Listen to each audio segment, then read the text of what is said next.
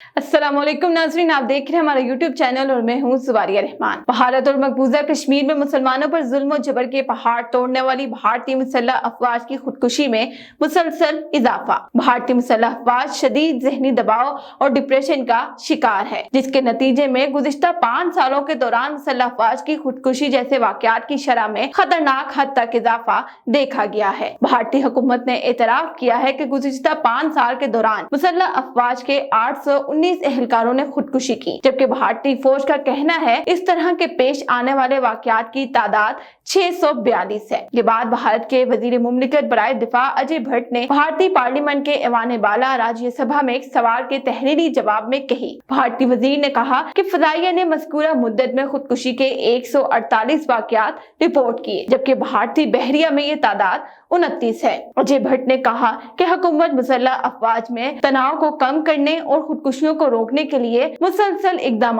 कर रही है। उन्होंने कहा कि ज़हनी सेहत का एक जामिया प्रोग्राम बनाया गया है, जिस पर 2009 से अमल दरामद किया जा रहा है। अफसोस इस बात का है कि मुसल्लह अफवाज में खुदकुशी के बढ़ते रुझान की वजह मालूम होने के बावजूद हुकूमत इन मसाइल के हल के लिए अब तक कोई सद्भाव नहीं कर सकी, बल्कि फौज में भर्ती के लिए अग्निपथ या आग का रास्ता नामी एक नाम नहाज स्कीम नाफिज करती है, जिससे फौज में भर्ती होने के ख्वाहिशमंद नौजवानों और बजाते खुद मुसल्लह अफवाज में भी शदीद गमो गुस्सा पाया जाता है।